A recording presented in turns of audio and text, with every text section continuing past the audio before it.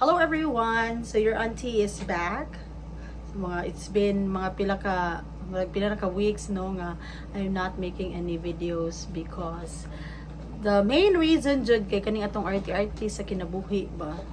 Siguro tag kuan na mirisi. So nagpa arte-arte ko sa kong lips di ay guys niya mo to ang nahitabo. Nagtuom ko na after a week ma-okay na siya. Nagdugay mo na siya like murag ma-fully healed gid siya like after 2 months I think. So mao ni karon so mao ning ingon ani pa atong lips no. So ni ano lang ko ni naningkamot na jud ko gimuhimog videos kay wala lang gimingaw na ko buhat-buhat og videos. Gimingaw na ko sa akong mga char, mura jud sikat. Gimingaw ko sa akong mga viewers. Gimingaw ba ni akong mga viewers? Halag wala mo gimingaw na ko guys. Basta kay wala lang ganahan ako magbuhat-buhat og videos. So more to siya. So for today I know na ako i-meet ng mga kanang mga workmates before. So these are my mentors during sa akong corporate life.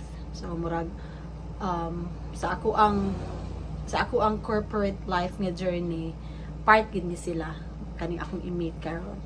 So ang usa ani kay all the way from from Bukidnon ni Ari Jodere mao na niyo ni bakasyon sa Cebu and that's the reason na magkuan may mag get together anang mura kog simple gud nga lunch then katusang usa kay ako ang kanang manager before so kuan sa akong mga idols sa mga team idols sa akong mga kuano kanang gina look up during sa katong nako sa ako ang corporate life or even now then dugay-dugay na sad mi wala nakita.